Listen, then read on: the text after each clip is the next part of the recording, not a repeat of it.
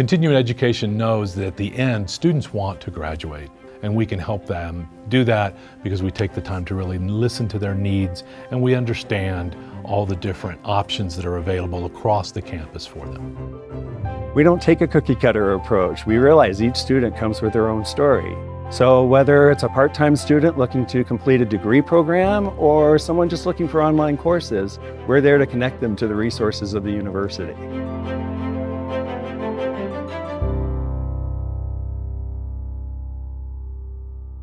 I'm Jeffrey Donenfeld.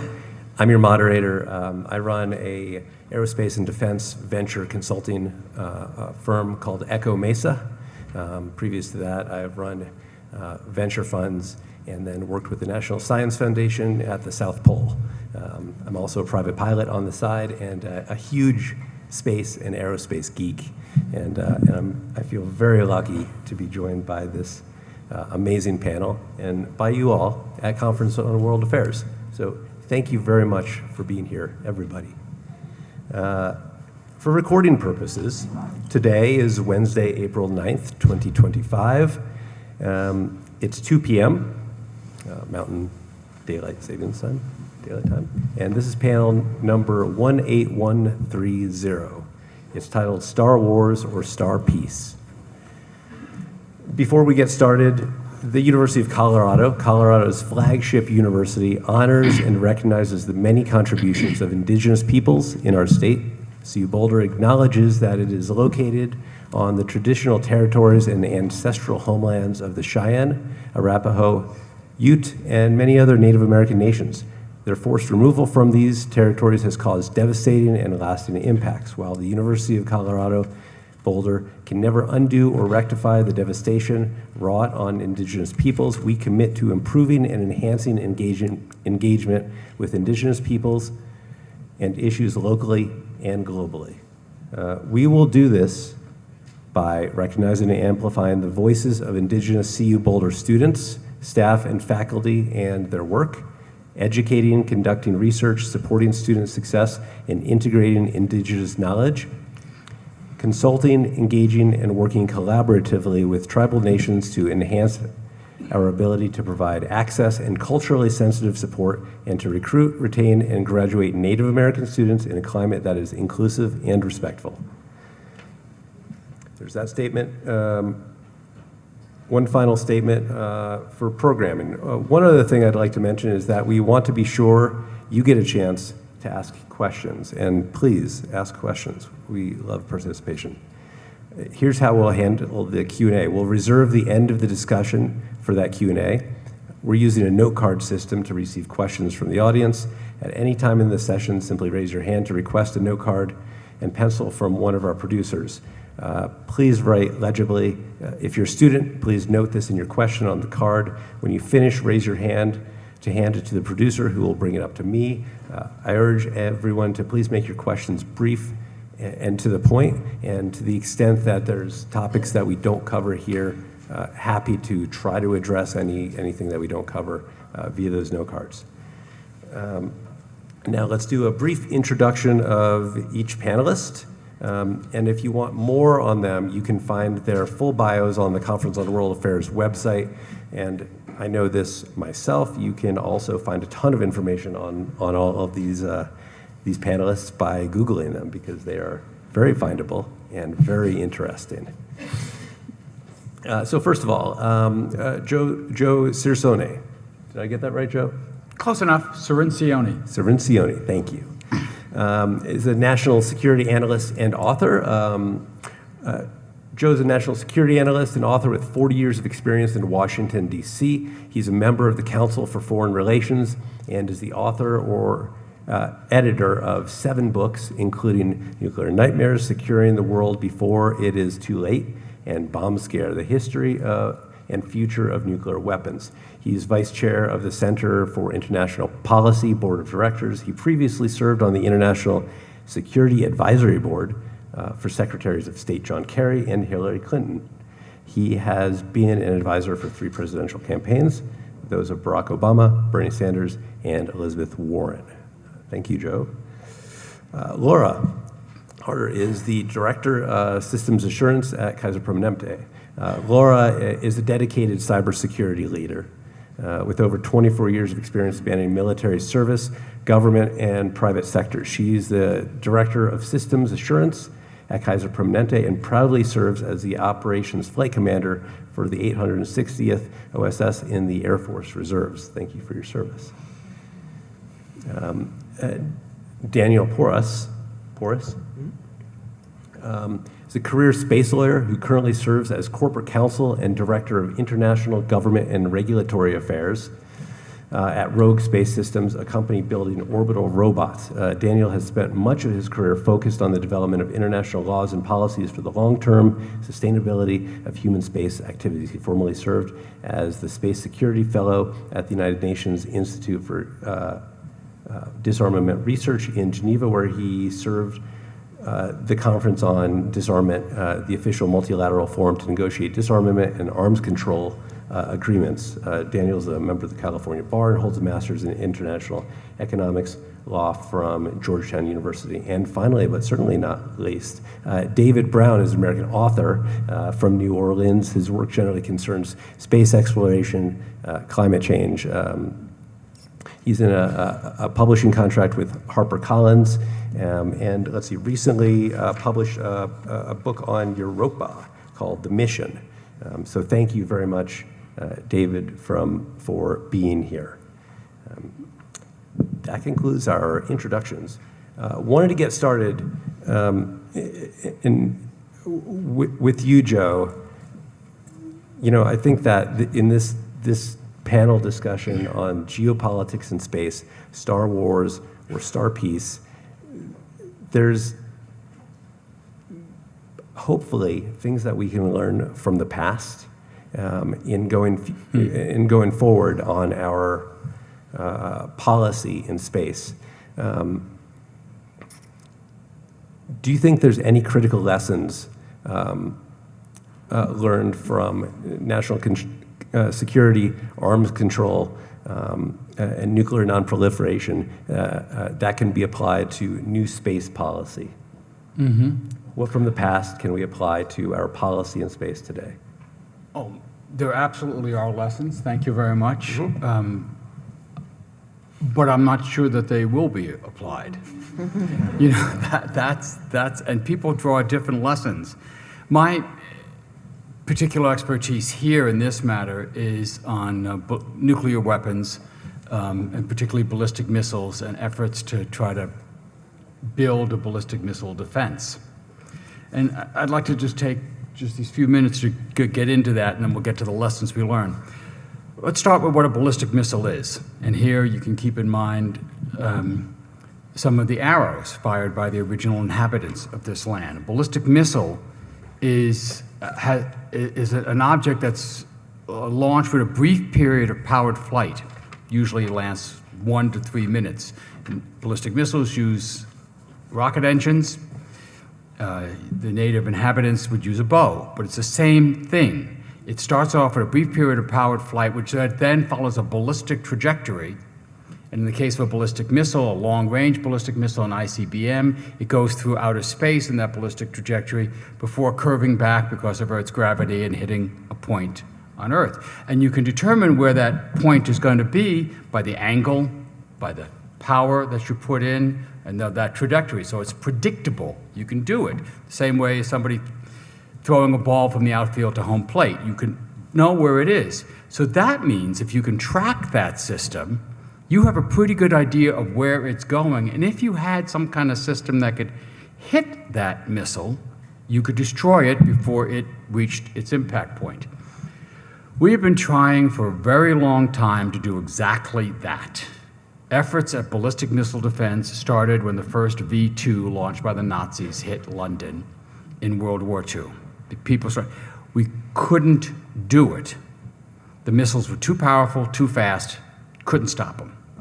As compared to the cruise missiles, the V-1 that the Nazis also invented, which has a smooth trajectory in the atmosphere, powered throughout its whole flight. But the ballistic missile, By the late 1950s, we had invented ballistic missiles. The Soviets had invented ballistic missile, remember Sputnik, and the space race was on. In efforts we understood that you could put a nuclear warhead on that thing and you could hit it, and overcoming all the defenses we had built to stop Soviet bombers from doing this. It turns out that after years of effort, we're pretty good at stopping short-range ballistic missiles. And this is the kind of thing you've seen in Ukraine or in Gaza, in Israel, that you can develop defenses that, no kidding around, can hit a bullet with a bullet. As long as that bullet isn't going too fast, as long as it's not going too far, as long as it's not trying to dodge and weave or put up fake bullets, decoys, countermeasures, distract you. With a ballistic missile, the thing flies off into space. You can't hit it until it starts to re-enter the atmosphere and it gets close to where your target is, and then you can have ground-based interceptors like the ones you see in Ukraine and Israel try to hit it. But this thing, because it's going at an ICBM speed, is moving at like 7 kilometers a second. It's way faster than anything you encounter in those other wars, and it has the ability to change course. It could dodge a bit as it comes in, and you can do not just one warhead coming in, but multiple warheads to overwhelm the system. As a result, these ground-based defenses have inherent limitations. The ballistic missile defense that we currently have, after Ronald Reagan started the Star Wars program back in 1983, and we have spent $415 billion with our best scientists and our best contractors. What we have to show for it is 44 ground-based interceptors in Alaska and parts of California that work some of the time. Under ideal conditions in test, they can hit that really hard target half the time. But if the missile were to try to evade those defenses by, say, when it's in outer space, deploying decoys that look just like the warhead, then you can't track it. You've lost your ability to predict where it's going to last. And then your ground-based defenses don't do any good at all. I'm getting to the point here. We have known for many, many decades that ground-based defenses don't work can't provide a defense against ballistic missiles. But if you could put something in space, if you could put a satellite in space that had a little interceptor rocket, or Ronald Reagan thought a laser, a directed energy weapon, if you could put that in space, then you could hit this guy in outer space. You track it, you can detect it, and you can hit it then. Or even better, you could position those satellite-based weapons right over the launch site. And then you could do what's called boost phase defense. You hit it while it's slow, and it's rising, and it's fat, and it's hot. Much better target. You could hit it on the way up. So Ronald Reagan proposed exactly that system. None of it worked. It all failed. The lesson? Think small, go back to a primitive basic defense, concentrate on defenses that can go work against short and medium-range ballistic missiles. Donald Trump has not learned that lesson. Donald Trump is proposing, and I'm not making this up, a golden dome that he models after the Israeli Iron Dome. He wants to build a golden dome over America, and I've just written about this, that would consist of constellation of space-based weapons. And the idea is you would do this kind of boost phase intercept. Here's your problem. The American Physical Society just issued a report on this kind of defense, and they calculated that to try to intercept one North Korean ballistic missile, you'd have to put 1,600 satellites in orbit around the Earth to get that, because the Earth moves. And so your satellite has to be right above it. The Earth is moving. You need another satellite above that, another one, another one, another one. Then you need another constellation because the Earth rotates. So it would take 1,600 to get one. You want to do 10? Well, you've got to do a multiple of that.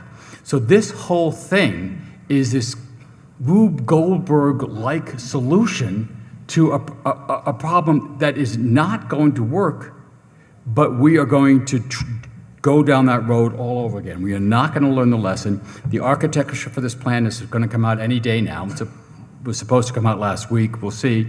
And the estimates are that we're going to spend about $100 billion on this golden dome, which makes that title a little more accurate, to try to do a defense that history tells us cannot work. Just because it's too complicated, it's too big, it's too expensive, and oh, by the way, you could knock out these orbiting satellites with an enemy's anti-satellite weapons. It could include their own interceptor satellites orbiting in space. So are we going to space wars? Absolutely. That's where this is all heading. Thank you. Thank you for that. Can I ask you 2 clarifying questions, and then I want to move on to And I'll be more briefer. things here. 2, first of all, the landmass of Israel and the landmass of the United States are massively different. Requires a different solution. Do you have any succinct thoughts on a methodology that could be effective for achieving the outcomes that are wanted? And secondly, on the topic of putting defensive countermeasures in space, what do you feel about the possibility of setting off an arms race, more of an arms race in space, geopolitical fighting, and really exacerbating the whole situation? Yeah. Anyone who wants to chime in on that as well, guys. It is not technically possible to build an effective missile defense system that can protect the United States or any large country from ballistic missile attack. That is the conclusion of the American Physical Society. You don't have to take it from me. This is the premier association of American physicists. They looked out 15 years and they said it's unfeasible to have such a defense, and we won't know for another 15 years whether it's possible after that. So that's number one. The missile defense is an illusion. It'd be nice to have. I'd love to have an effective missile defense system. I'd love to have a cure for cancer. I'd love to have a really good light beer. But some things are beyond our technological capability, and this is one of them. But in the process of trying to build one and having this competition, you are going to screw up everything. This is because the other side doesn't just sit there and let you do this. They have a move, and if you think China can't do this, of course they can. Even Russia could do this now.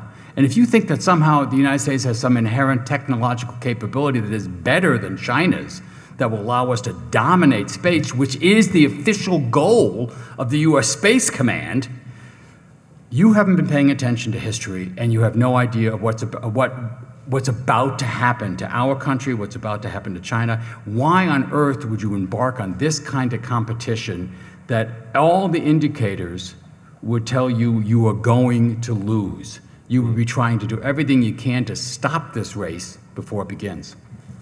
Thank you for that. Please.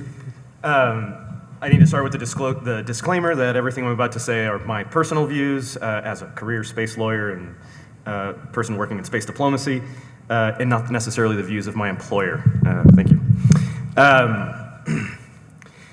What's an alternative to having missile defense? Well, actually, I thought diplomacy could be a good solution. So for many years, I worked at the United Nations on the prevention of an arms race in outer space.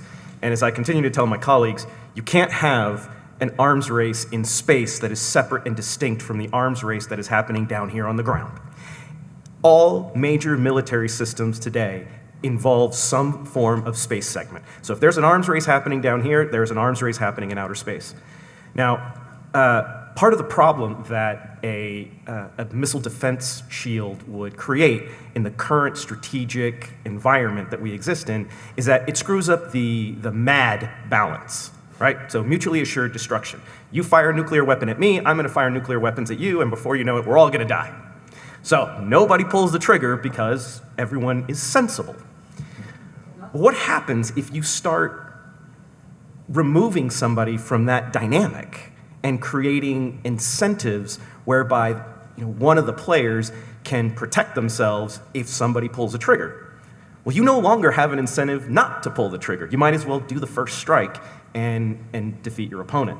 So for many years at the United Nations Conference on Disarmament, we had this discussion about a potential treaty in space. Specifically, the Russians and the Chinese have proposed a treaty on the prevention of the placement of weapons in space. And the United States and other countries for many years had a problem with it, and they said, well, you can't really define a weapon because any satellite could be used to ram into another satellite. Let me tell you, that's not true. My company tries to do this intentionally, and it's really hard. It's like trying to take a Volkswagen to catch an Airbus. Like, yes, you could theoretically do it, but a lot of things have to go right, including luck. And it just seemed like the world was very content to kind of keep escalating and saying, no, there's not an arms race in space. The situation isn't that bad. What is really fascinating is that in the last couple of years, and I would say the last few months, the language here in the United States has changed drastically about preventing conflict in space. It is no longer about preventing conflict in space. I was down at the Space Symposium in Colorado Springs last night, and the General Whittier from Space Force presented some of the new objectives of Space Force, and the objectives are now not to avoid conflict, but to win it. And not just win the initial crisis of what happens when somebody first fires shots in space, but actually be able to move on to that into a more sustained conflict scenario. What? What is particularly striking about this is that, do you know who has the most to lose from conflict in space? Who relies the most on outer space? Let me tell you, anybody that has a cell phone in their pocket right now, you're part of that club. So the folks who are going to lose, especially if we go to a kinetic war, where people are actively blowing things up in space, now we're generating a giant junk field that doesn't care whether it's an American satellite or a Russian satellite or an Uzbeki satellite or a British satellite or my satellite. Space debris will chew up everyone's stuff. So it is a little bit concerning that we're actively talking about potentially creating a lot more debris where it's already a problem. But the other issue that we're having now is non-kinetic interference. We don't know where to draw the line between, you're interfering with my satellite, but it's not permanent. You've just been doing it for a couple of days, and now it stopped, so I'm not going to worry about it. But what happens if you interfere with the wrong satellite?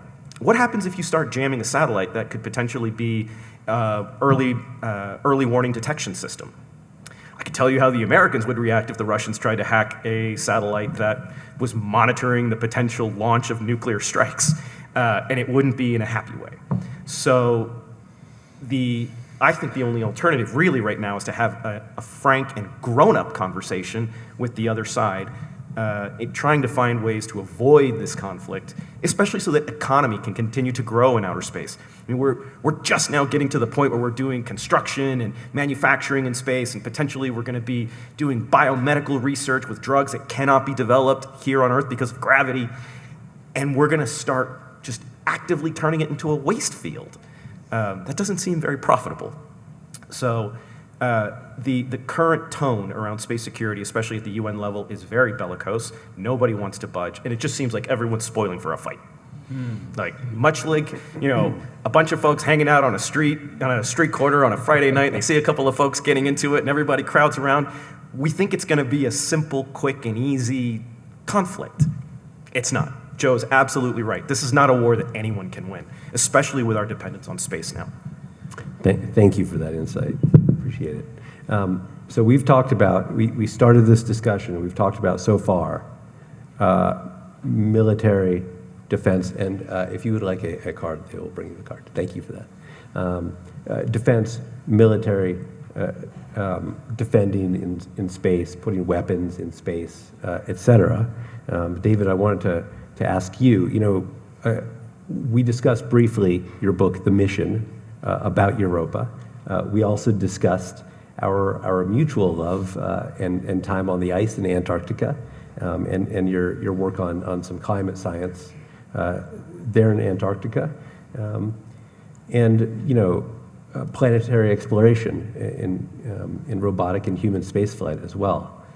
I'd like to think that we can be supporters and continue the mission of, peaceful exploration of space and the planets for the advancement of science and our species. But it seems to be, I don't know about clouded, but taken over sometimes by discussions about militarization and defense and geopolitics. how do you feel we are poised or not poised or able to move forward with planetary exploration and peaceful scientific exploration of space in the face of all of these geopolitical considerations? Thank you very much. Historically, well, if we go back to the beginning, let's take things back to the 70s and 80s when the Cold War was really reaching a peak, and certainly we're developing Star Wars at the time, and it seems like we have a president who is willing to push the button if necessary, right? We begin bombing in 5 minutes, if any of you remember that famous line. While that was going on, there were established programs for academics, for scholars, to travel back and forth from the Soviet Union to the Soviet Union, from the United States to the United States. Whenever we get into these sorts of hostile situations, say we want to, we're in a Cold War with Russia, it's very easy to other Russia. They're not humans, they're the enemy, right? They're the generic Red Scare. Whenever you have programs like this where civilians, non-diplomats, are going back and forth to each other's country, it's not just one person who is learning that, oh no, it turns out the Soviets aren't like all evil monsters. It turns out they're just human beings with families and hobbies and interests. And oh, they like the same science I do, and that's very exciting. And you come home and you take that with you and you tell your friends. And this proliferates innumerable times back and forth. And I've read papers that put forth a fairly persuasive argument that because we had that sort of free travel for academia, that was one reason why the Cold War never became a shooting war. So it's worth keeping in mind as we now have certainly a bellicose president, and we are closing our borders, and we are repelling scholars. I mean, there were scholars who didn't show up for this very conference because they didn't want to subject themselves to border security, and I don't blame them. It's important to realize that these sorts of interactions are vital and important. With respect to space exploration more broadly, during the 90s, the situation deteriorated a bit with Russia and the early 2000s. But we still maintained an international space station up there. Like, we were pretty upset down here. The Russians were withholding one of their rocket engines from us, which they'd agreed to offer. They were withholding enriched or plutonium that we were going to be or plutonium-238 that we were going to be using to powering scientific spacecraft. But at the same time, we were able to work through that, and we were able to work through that through scientific channels, and cooler heads prevailed. Whenever you have interconnected systems, particularly expensive and long-term interconnected systems, and you continue establishing those, it becomes very difficult to, say, go to war. I mean, you can do it, particularly when you have, say, an administration like we have right now, but the more vested interests you have, and no, let's keep things to a certain civil level because we still have to work together to go explore the Jupiter system, or to explore the moon, or to develop Mars, or low Earth orbit infrastructure, or what have you. I do think space is always, not always, I mean, the whole reason we have a space program, as Joe was saying, is because we wanted to really improve our ability to destroy each other. But certainly in let's say, modern times, these international endeavors have been mutually beneficial. The Cassini mission to Saturn is a very famous example. Congress was ready to cancel it. We don't need to go to Saturn. It's going to be there in 20 years. Why don't we just not spend this $1 billion? The reasons Cassini went forward is because we had an agreement with the European Space Agency to build a Jupiter entry probe, or a Titan lander called the Huygens probe. And so that mission actually went forward. That was immeasurably beneficial to fundamental science for around the world. And it's incomparably one of the greatest success stories in the history of space exploration. But that only happened because of international cooperation. So it's vital, it is vital that we not close off these doors, because if we do, not only are we saying, aha, now the Russians can't go to wherever with us, What we're really saying is, oh, now we can't go there either. And that's just completely self-defeating, with no gain at all. Thank you for that. Do you think, as a quick follow-up and to add a little additional nuance, in exploring planets, going back to the moon and Mars, and the ambition of other nations, notably the Chinese, do you think we'll be able to get to a common ground or keep with a common ground to support and encourage peaceful exploration of the moon and Mars without it turning into an arms race? So right now, the foundational document that's driving American exploration of space and, quote, onto Mars is called the Artemis Accords. And this is an agreement between, I don't know how many we're up to now, well over 100 countries, that established just sort of a set of ground rules. If we're going to explore the moon, what are positive things that we all have in common, that we all agree? If you sign on to this, look, you may not have a great space program like we do, but if you can contribute some fundamental science, if you can contribute some scientific instrument to this endeavor, you know what, maybe we can put one of your astronauts on the moon one day too. That's hugely beneficial. And we can also add little rules along the way. So one of the conditions of the Artemis Accords relate to space debris. So if you are developing a space program and you are a signatory to the Artemis Accords, you are not allowed to willy-nilly pollute low Earth orbit with your space junk or ancillary payload fairings and things like that. You've got to keep track of that stuff, and you've got to register the things that you're putting into space, and you have to have a reasonable plan for getting that stuff out of there. That's enormously beneficial. That benefits the entire world, and we've done a fine job in moving that forward, and that's a good way to bring people along for this endeavor and also create momentum that says we can't just look. NASA's been very good at abandoning plans to go to the moon, to go back to the moon. We've been doing it since the 1970s. We start a plan and then we cancel and then we say, oh, we're going to go somewhere else. This keeps our eye on the ball.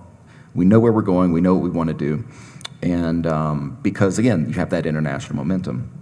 The other thing I would say to that is, not everybody signed on. The Russians haven't signed on, for example. They have their own agreement that they're trying to sign with countries that aren't necessarily all that favorable about doing space exploration with the United States. I think one of the countries is Iran, for example, which is, that's their prerogative, but their goals are not necessarily our goals. So we do see, to some extent, enemies on Earth can also be enemies in space, but certainly, I think that this has been a net positive, and I think we'll continue to move forward, assuming we don't abandon the Artemis program, as seems to be in the making right now. Great. Thank you for the nuance on that. Laura, this one's for you, and I'm actually going to read a student question that came in because it's a perfect introduction to this topic and question. So I'll read this and then I'll add a little more nuance to the question. The student question verbatim is, the US's GPS system is vulnerable. Anti-GPS satellite weapons, cyber attacks, single system reliance, etc. And GPS is massively critical to technology, timekeeping, infrastructure, society. So how is the far-reaching vulnerability of GPS influencing space diplomacy threats? See you, student. Thank you for that question. To add some additional nuance to that, what are your thoughts on cybersecurity in space as it affects space communication, space PNT, position, navigation, timing, and then as an additional dimension, what are your thoughts on the divide or collaboration nuance of public and private sector technology development in supporting that, building that, carrying that forward? Yeah, absolutely. I also have the same disclaimer. These are my opinions and research that I have on my own. I don't speak for the company or the brand, blah, blah, blah, right? What many of you may not know, if you haven't worked in the space domain or any of the companies that do satellites, is that satellites have existed in outer space for much longer than many of you will probably imagine. Now, if something went up into outer space, let's say in the 1970s, the technology that we used at the time and the protections we were worried about are not the same that we have today.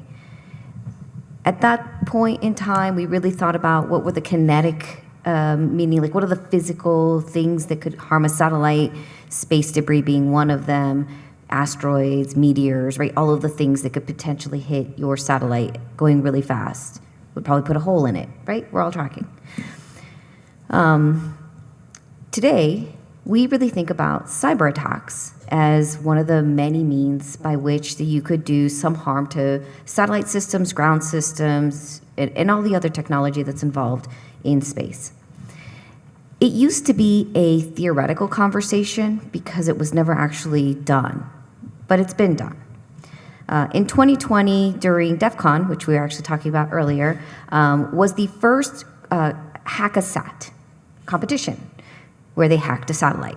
In 2020, they hacked a satellite that was not flying in outer space, but in 2023, they deployed a satellite into outer space, a conglomerate between NASA and SpaceX, put a little satellite up into space, and at DEF CON, they said, hey, go at it.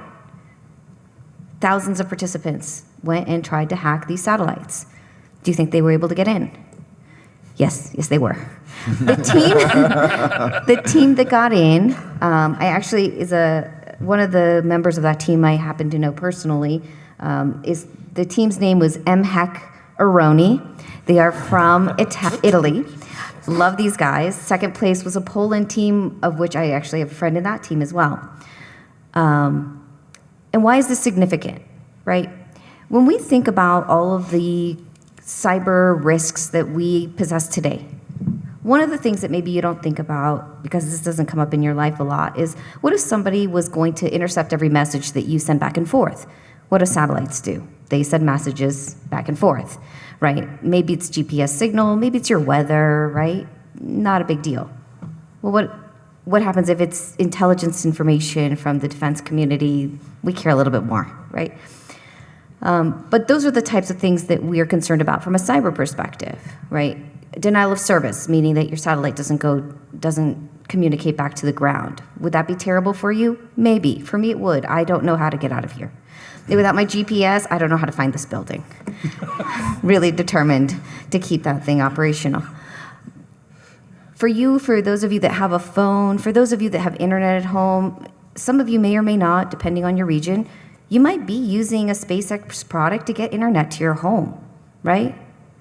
In 2022, during the Russian invasion in Ukraine, they took down a satellite system, right? The Viasat satellite system. And this was probably in like November timeframe. Don't quote me on the month.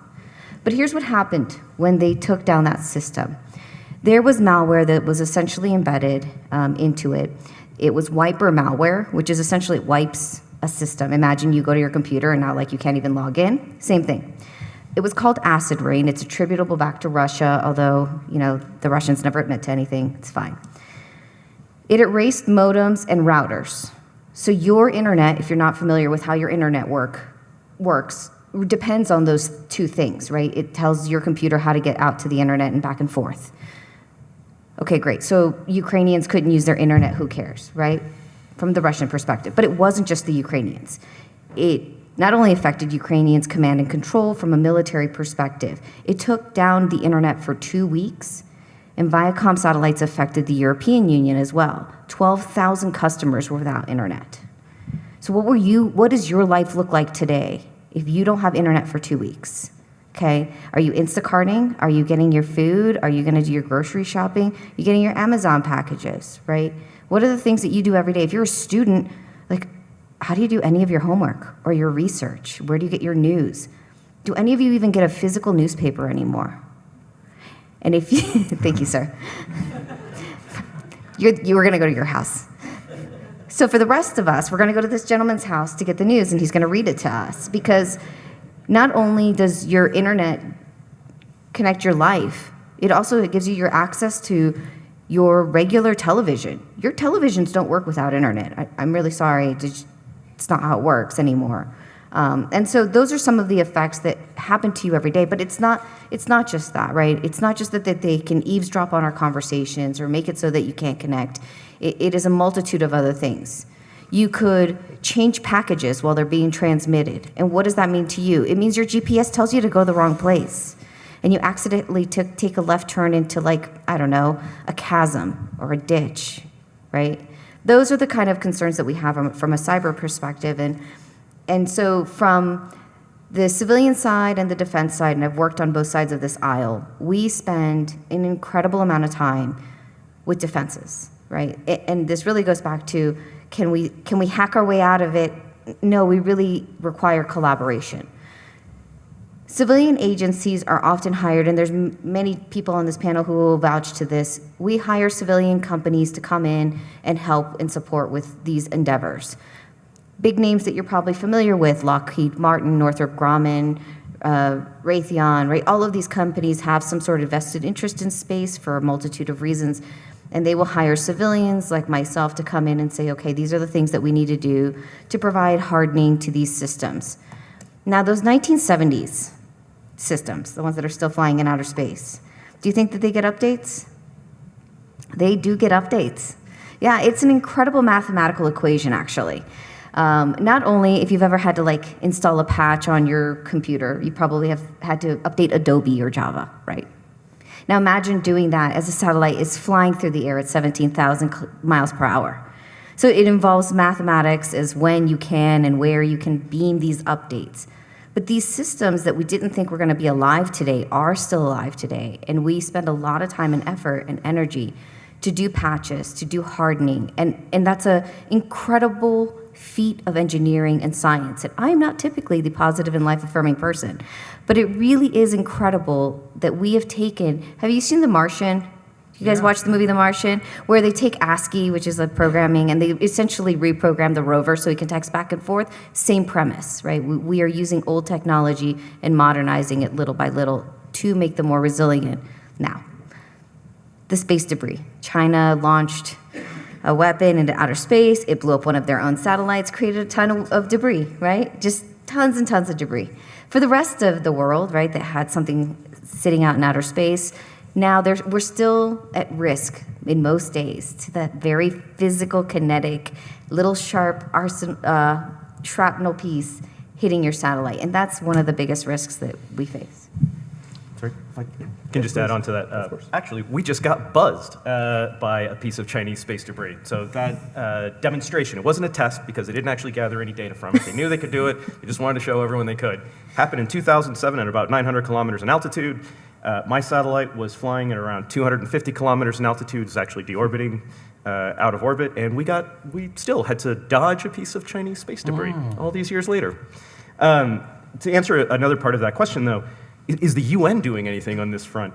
There was a conversation, actually, about trying to designate certain space systems as being critical civilian infrastructure, and saying that trying to attack, whether hacking or blowing up satellites or interfering with certain systems, was going to be considered a violation of international humanitarian law, because the purpose of some of those attacks would largely be civilian. So if somebody tried to hack the GPS system, the U.S. Air Force and most of the military doesn't use GPS anymore. They have a military-grade version. That would be an attack on civilians, much like trying to blow up a hospital. I think NASA did a study last year to determine what would happen to the United States if GPS went blank over the course of a month. And they said the U.S. economy would start hemorrhaging about $30 million on day one, and it only goes up from there. And that's not taking the rest of the world economy into account. So it's not good. We really don't want to get into a situation where we are interfering with each other's really critical infrastructure for all of us. Part of the problem that we've got now, though, is that so many critical infrastructure systems, including commercial ones, are very, very integrated with the military. So it's hard to distinguish anymore what's a military system and what's a civilian system. My company plans on doing a lot of services for the U.S. military, for Space Force. We consider ourselves tow truck drivers and plumbers and electricians. Space Force can certainly be one of our clients, but we are not warfighters. We don't consider ourselves to be out on the field advancing military objectives. We just want to unclog the toilet. But the distinction now is, and SpaceX has been a large part of this drive, that we just don't know when is somebody doing a commercial activity and where are they advancing a legitimate military objective. Great. Thank you for that. And let's see, we've got about 20 minutes left till we're at our deadline here. So I wanted to transition over to a couple of questions. Thank you for sending in all of these questions.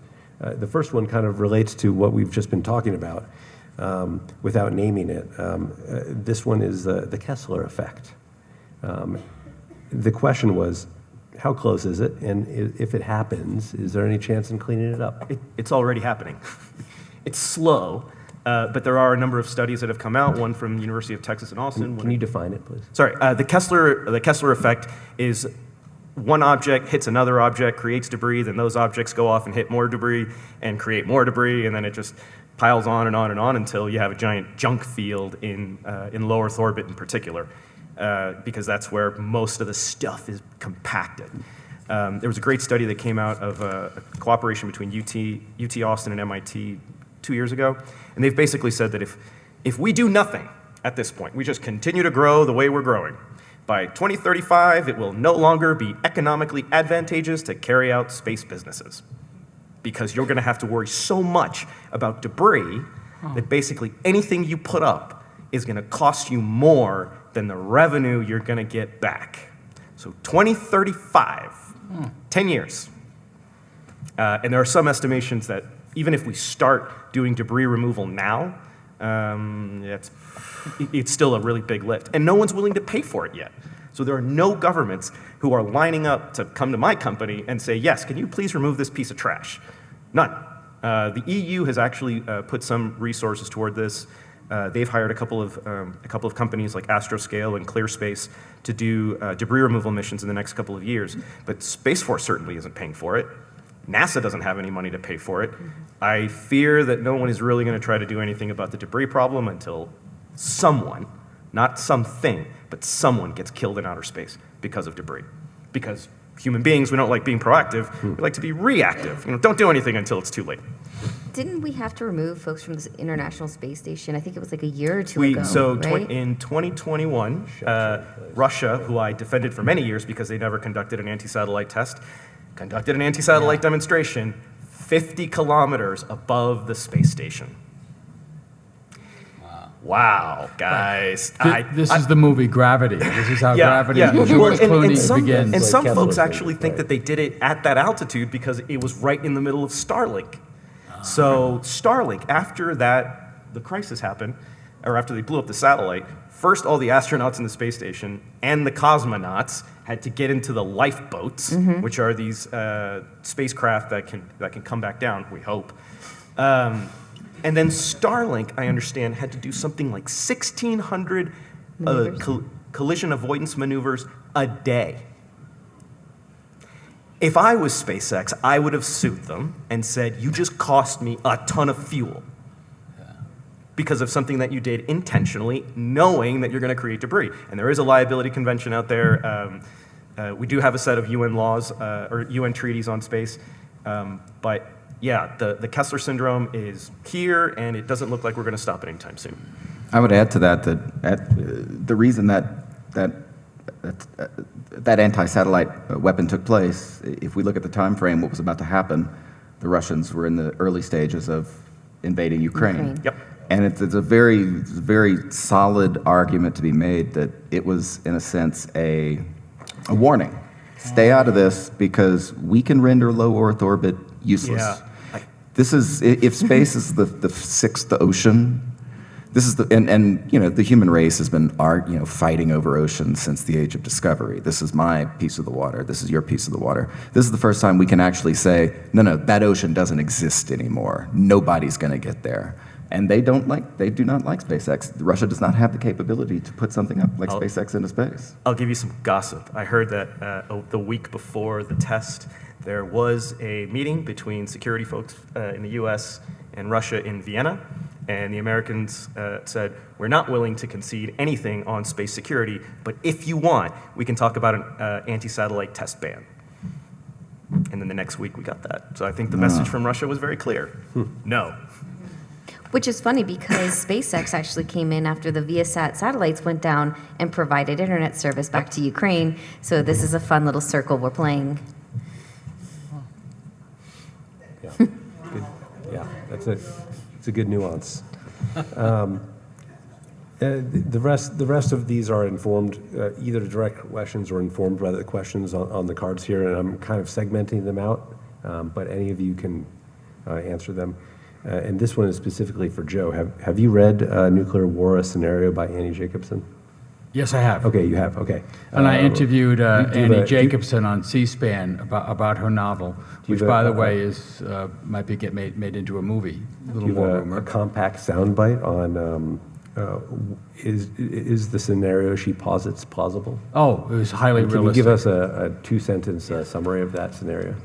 So Annie Jacobson is a professional writer, and she's written on a number of things. She decided to take on nuclear war, so she writes a book called Nuclear War. And the rights to that were just purchased last year by the the director of Dune, whose name I can't pronounce. Too many vowels, I don't know. And we might make this, and it's basically a scenario that how we stumble into a nuclear war. And she tracks the history of the growth of the nuclear weapons arsenal. And then there is, of course, North Korea. And there is a miscommunication and there's a misinterpretation of moves on each side. And the U.S. believes that they can knock out the North Koreans first, and they try, and North Korea releases a salvo. All our missile defenses fail. The salvo hits the United States. We retaliate. But in order to hit North Korea, we have to travel over China and over Russia. That's how ICBMs go. Russia and China retaliate, and boom, it all goes up. That's it in a nutshell. I'm sorry to spoil the ending. And they live happily ever after. Plausible? Joe? Plausible? Oh no, it's completely realistic. Oh, it's absolutely realistic. And she didn't talk to me, but she talked to dozens of national security analysts to intentionally pick the most likely way we would stumble into a nuclear war. And it wasn't, again, the point is, nobody intended to do this. It's just things escalate and they get out of control. And a misinterpretation, miscalculation, a technology you think is going to work doesn't work, and there we are. And for more on that, I know that she's recorded a couple of 3 or 4 hour long podcasts going deep into the background on that Yeah. book. So there's a lot out there for on her. If you get the book, it's a page turner. I read it in a day and a half. Let's see. This one goes back to some more regulation and lawmaking treaties. If, and I'm reading this verbatim, if when it's feasible to mine the asteroid belt to get enough lithium to power all of our batteries, what treaties or contracts do you suggest getting implemented? When, how, need to act to provide just agreements? And then I also wanted to see if there's any comment on updating the Outer Space Treaty of 1967, and if that meshes in there, or that just makes it way too complicated. If you don't mind, Please. I'll take that. So to answer the first part, there is an Outer Space Treaty. It was signed in 1967, right at the height of the Cold War. And Article 2 of the Outer Space Treaty presents a wonderful principle that states cannot claim sovereignty in space. And they can't claim other celestial bodies. Now, the reason this was put into the Outer Space Treaty is because the Americans had bad intel that the Soviets were going to get to the moon 6 months before they did. So they're like, oof, yeah, let's go ahead and go along with that one. However, I think if they had understood that the Soviet space program was collapsing at that point, maybe they wouldn't have signed the treaty. But that exists.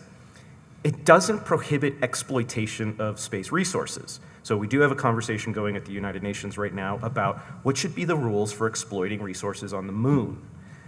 We think that's probably going to be the first big mining activity on the South Pole. But you can't have everybody on the South Pole. We're going to have to figure out how to share. So there are some potential ideas going around about first come, first serve. And how to maybe mitigate some of the ramifications of a first come, first serve like dynamic. On updating the Outer Space Treaty, no way. Hell no. We can't even come to an agreement on what we should be talking about at the United Nations right now because the West and Russia and China are just like this all the time. And the rest of the world is just standing around with their hands up going, look, we don't care what rules you come up with. We just want space to be there when we finally get space capabilities. You could potentially have a protocol to the Outer Space Treaty, but if you open it back up for negotiation, Article 2 of the Outer Space Treaty, Article 4, which prohibits the placement of nuclear weapons and weapons of mass destruction in orbit, gone. Forget it. I mean, all of the big principles, and a lot of the things that we've based the space economy around will cease to exist. And I know that right now laws seem like a very thin guard against these terrible conflicts that we could have. But that's what the internationalists did. When we first started making war illegal and saying war is the last resort for dealing with our disputes, not the first resort, it enabled us to have all this wonderful economic activity. And I fear we're trying to throw that away right now. I'd love to hear what the other panelists think about that. Just real quick, this goes to your first question.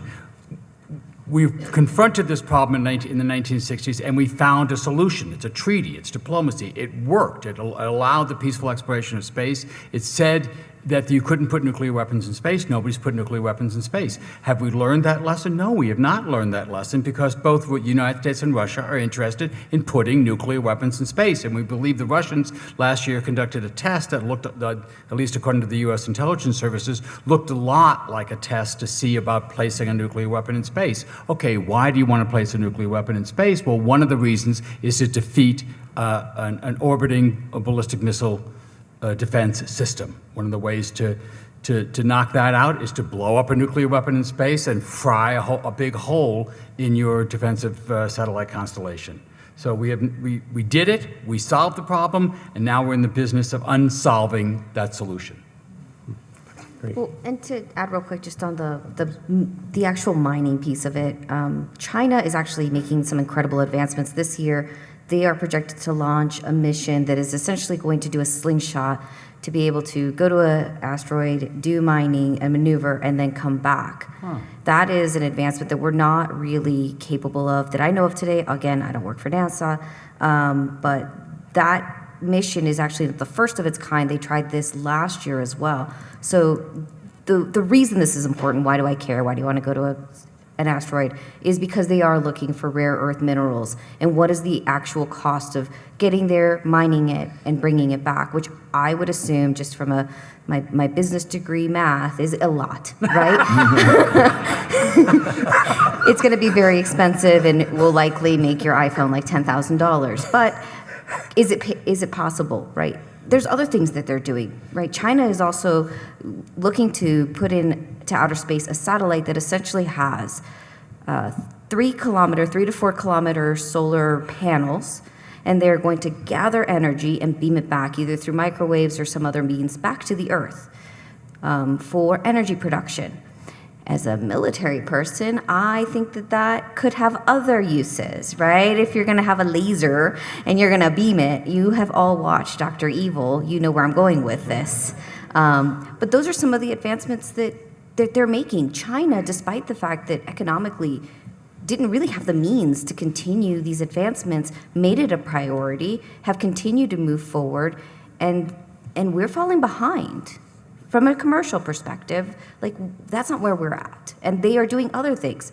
They're doing quantum satellites. And if you've heard me talk about quantum, you're hearing this more than once. There are advancements that we are working towards for quantum. Quantum is going to be the next iteration, right, of what technology is going to look like.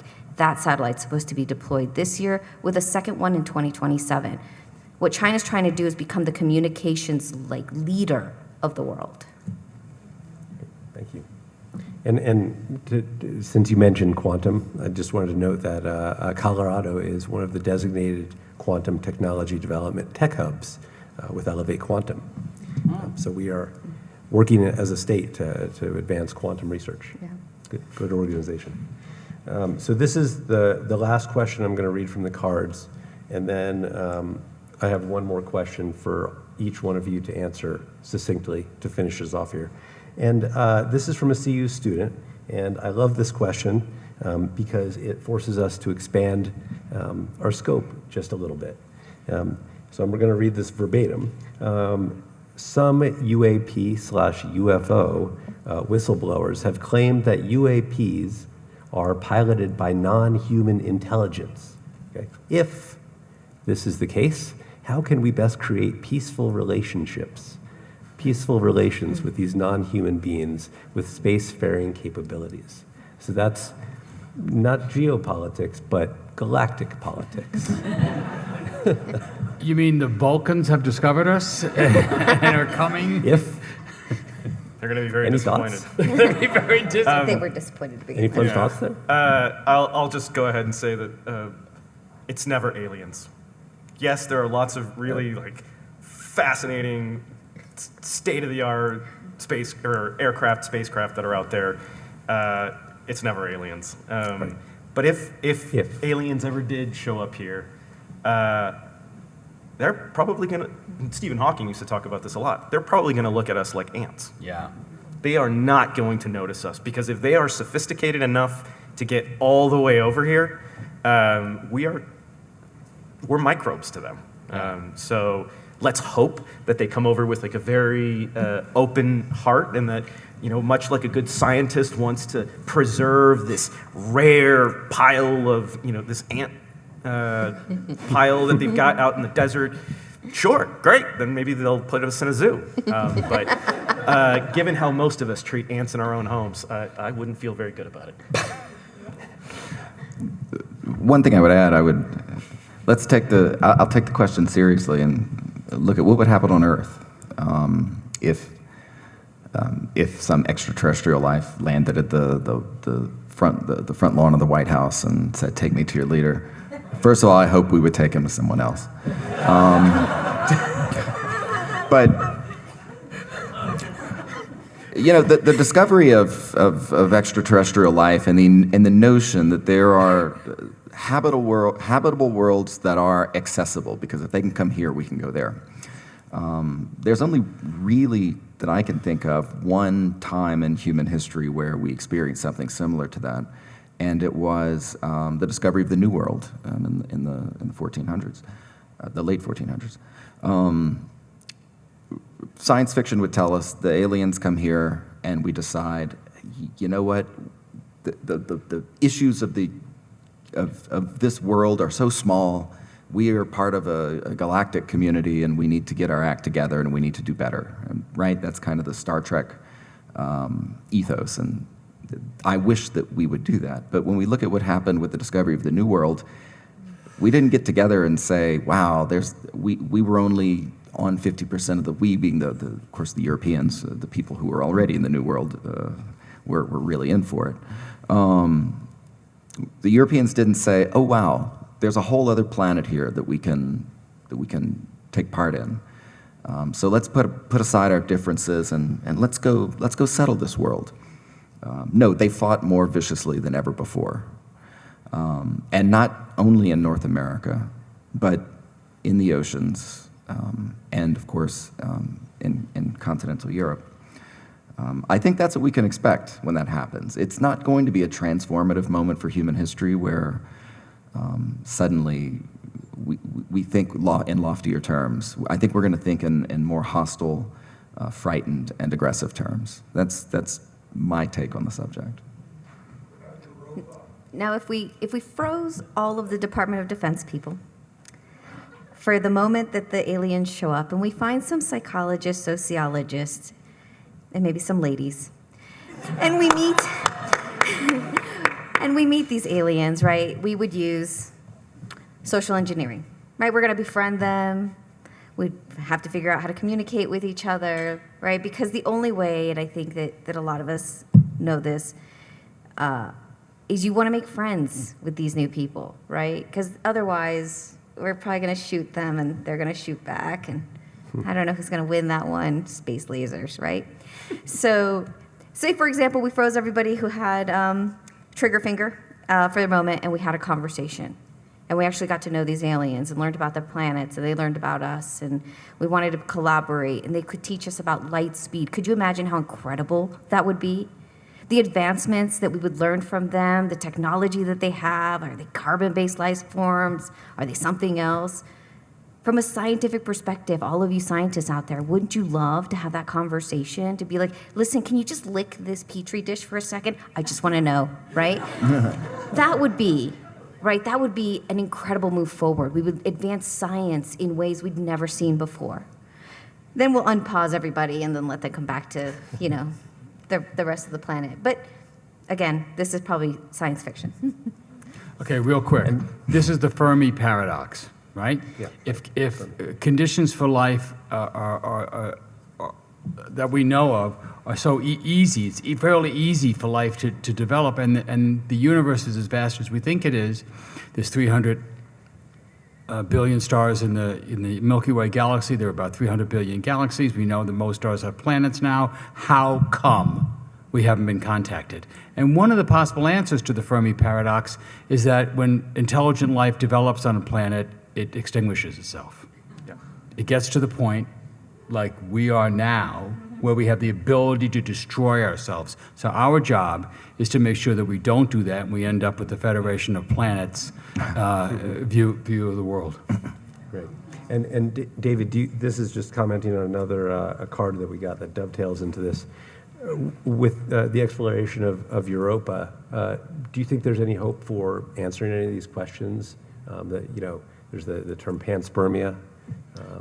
So panspermia probably wouldn't apply necessarily to Europa, and that's one of the interesting things about it. If we indeed find life on Mars, there's a very plausible case to be made that life originated on Earth. That, say, the asteroid that hit the Earth and killed the dinosaurs kicked up a tremendous amount of debris into space, life-bearing debris, and a meteor shower on Mars a few years later would have landed that very life form there. There's also a very fun hypothesis that says life began on Mars and ended up here. Europa would probably have had its own genesis, so to speak. If life began there, and look, the conditions there are perfect for life, right? It's got liquid salt water, it's got hydrothermal vents at the bottom of the seafloor, water touches rock, so you can get interesting chemistry. Everything you need for life to begin, they have it, and they have one other thing. They've had time. They've had 4 billion years for life to take hold. So that means you could also have conceivably complex life. It could be microbes, it could be fish, it could be sea monsters. We don't know. Will we answer that question in the next 20 years? Probably not. Will we answer it in the next 50 years? Well, there's a reasonable chance that we will. Come on, sea monsters. I'm praying for sea monsters. That was the premise of 2010. And in our last 2 minutes here, 1 minute before they kick us out, what's your one leave behind? What's your one sentence, one concept to leave us with that we should go home and research and learn about and keep in mind in this whole topic? Laura, let's start with you. Ooh, oh gosh, I wasn't. If you're okay, I was hoping put you on the were spot going there. The one leave behind, I think, is there are incredible people who are brilliant in this domain that are doing everything that they can for you to have the comforts that you have today, that your power works, that your cell phones work, that you can navigate GPS. So just hopefully all of those people get to keep their jobs in the next few months. And and they'll continue to help and support all of you. If you see any civil servants or people working in this industry and you have a moment, please thank them. Thank them for me, for doing the work that they do. It doesn't pay well, I'll tell you just from experience, but it's critical work. So just thank them for the hard work that they do to make your life livable. Any writers in the room? Philosophers, musicians, artists? Y'all need to be a part of this dialogue. It's not enough just to have lawyers and engineers and scientists who are figuring out the stuff that we can do. We need a better dialogue on what we should be doing in space. There is not a comprehensive, holistic vision of what humanity is going to do in outer space yet, and I would love to see more philosophers, more musicians, more dreamers inspiring us, the ones who are kind of doing the hard, nitty-gritty stuff, to do the hard things, to do the good things for humanity, the stuff that originally inspired us to go into space. So please, take an interest. We're on a trajectory for space war. It is far easier to stop that war than it could ever be to win it. We have to do everything we can to stop this before it begins. I'll end mine the same way I ended the last panel that I did. The dark ages are always one day away, and the scientific and space exploration apparatus that we have built took decades to build, but it can be destroyed almost instantly. And if we destroy it, we start from the beginning. So it's vitally important in the way that we vote and the conversations that we have, that we continually remind ourselves this must be protected at all costs. All right, well, It's a David, happy panel. Joe, Daniel, Laura, thank you. Thanks, everybody, for being here. Hope you have a good rest of your day.